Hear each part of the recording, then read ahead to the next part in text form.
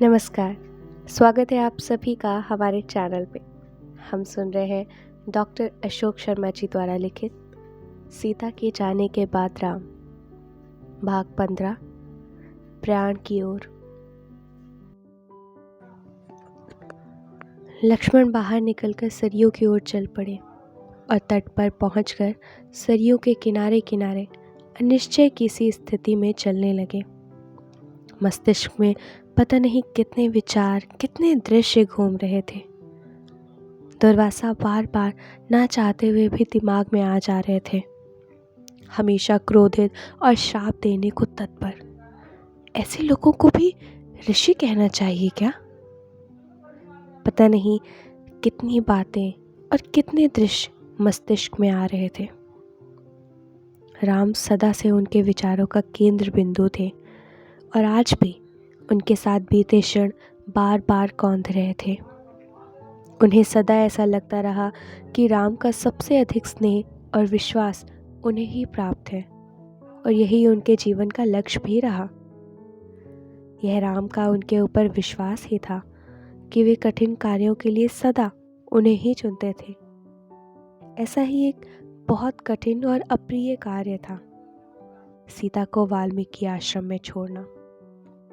उन्हें याद आया कि जब इस घोर अप्रिय कार्य के लिए राम ने उनसे कहा था तो उन्होंने बहुत विनम्रता से उनसे कहा था कि हो सके तो यह कार्य उनसे नहीं किसी और से कह दिया जाए।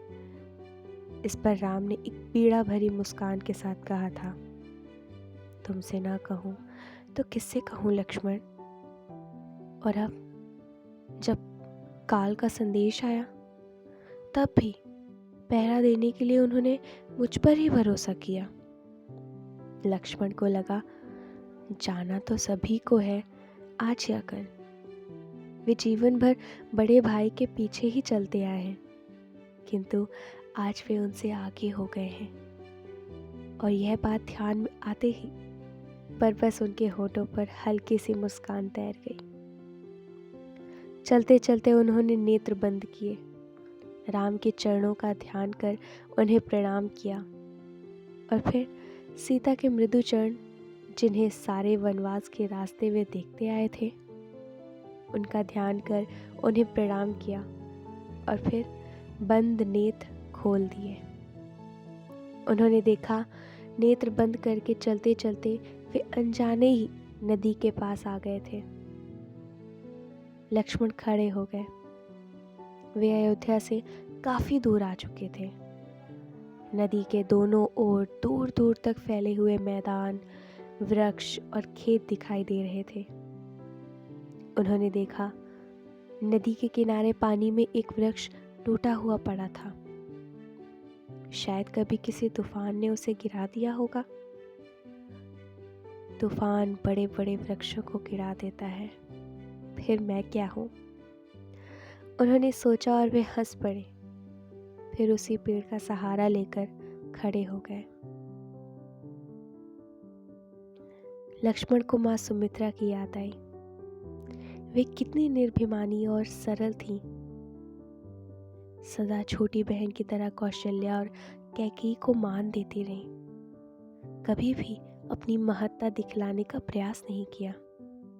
न कभी अपने किसी दुख की चर्चा, न कोई उल्हाने, न संतोष।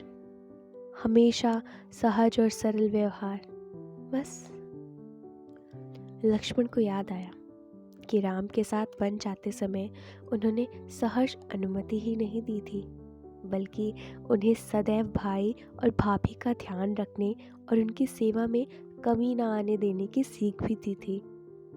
यही नहीं, राम के वियोग में विलाप करती कौशल्या को समझाने और धीरज बांधने का कार्य भी उन्होंने ही किया था। वन की बात ध्यान में आते ही उन्हें सुपनखा की याद भी आई। चपल, उच्छृंखल, उदंड और कामातुर। उसकी अपनी गलती से ही उसकी नाक और कान में चोट लगी थी, किंतु खिसियाई और स्वयं को अपमानित महसूस करती सुपनखा ने उसको किस प्रकार मेरे द्वारा उसके नाक कान काटना बना दिया। किसी ने यह भी नहीं सोचा कि तलवार से किसी के मात्र नाक कान काटना कैसे संभव है। वह व्यक्ति ऐसे में कसकर प्रतिरोध नहीं करेगा क्या? और इस प्रतिरोध में कम से कम उसके मुख और हाथ पर तो कटने की बहुत सी चोटें आएंगी ही। सुप्रखा के हाथ या मुख पर इस तरह की चोटें नहीं थी। क्या उसने चुपचाप शांत खड़े होकर अपने नाक और कान कटवा लिए थे? यह प्रसंग याद आते ही लक्ष्मण को हंसी आ गई। साथ ही उन्हें यह भी लगा कि यदि यह घटना नहीं होती तो शायद भाभी का अपहरण और फिर रावण का वध भी ना होता।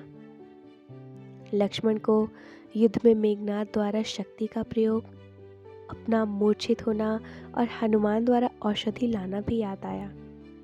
साथ ही यह भी लगा कि काश हनुमान वह औषधि न लाए होते तो उन्हें वीरगति पाने और श्री राम के चरणों में प्राण त्यागने का सौभाग्य प्राप्त हुआ होता।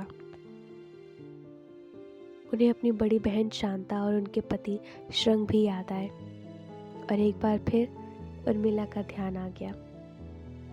वे अवश्य ही उनकी प्रतीक्षा कर रही होंगी, कभी ना समाप्त होने वाली प्रतीक्षा। वे सोचने लगे उर्मिला देर रात तक उनकी प्रतीक्षा करती रहेंगी, फिर अनुचरों को उन्हें ढूंढने के लिए भेजेंगी। इस बीच बेचैन होकर इधर से उधर टहलती रहेंगी, फिर थक कर बैठ जाएंगी।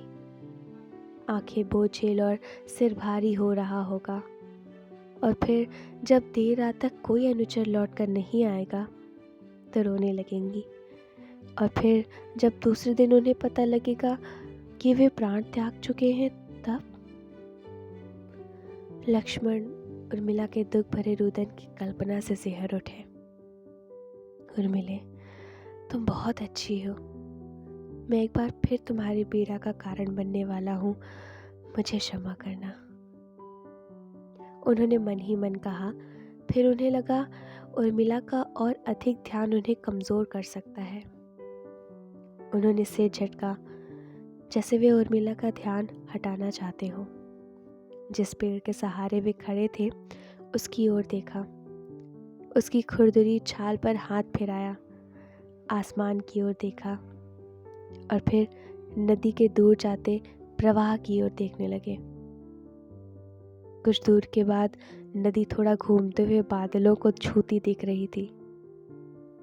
लक्ष्मण नदी और बादलों का छूना देख रहे थे। तभी उन्हें लगा जैसे वहीं पर उर्मिला खड़ी हुई है, रोते और आंसू पोंछते हुए। लक्ष्मण एक बार पुनः सिहर उठे। उन्होंने नेत्र बंद कर लिए। प्रिय, तुम्हारा हाथ तो थामे रहा मैं, पर विरह फिर विरह देता रहा हूँ। क्षमा करना और इसको चिर विरह मत समझ लेना। बादलों के पार हम फिर से मिलेंगे। वे ईश्वर के ध्यान में डूबने का प्रयास करने लगे। धड़कनों की लय के साथ शरीर का जीवन है और लय टूटनी ही है। शिवत्व उपलब्धि से परे जो है। पर हे ईश्वर, मैं तुम्हारा हूँ, मरूंगा नहीं, विलीन हो जाऊंगा। उन्होंने मन ही मन सोचा। धीरे धीरे ध्यान गहराने लगा और सांसों की गति मंद पड़ने लगी। कुछ देर तक ऐसी ही स्थिति रही। सांसें धीमी और धीमी, फिर और धीमी और फिर बंद हो गई। शरीर निष्प्राण हो गया।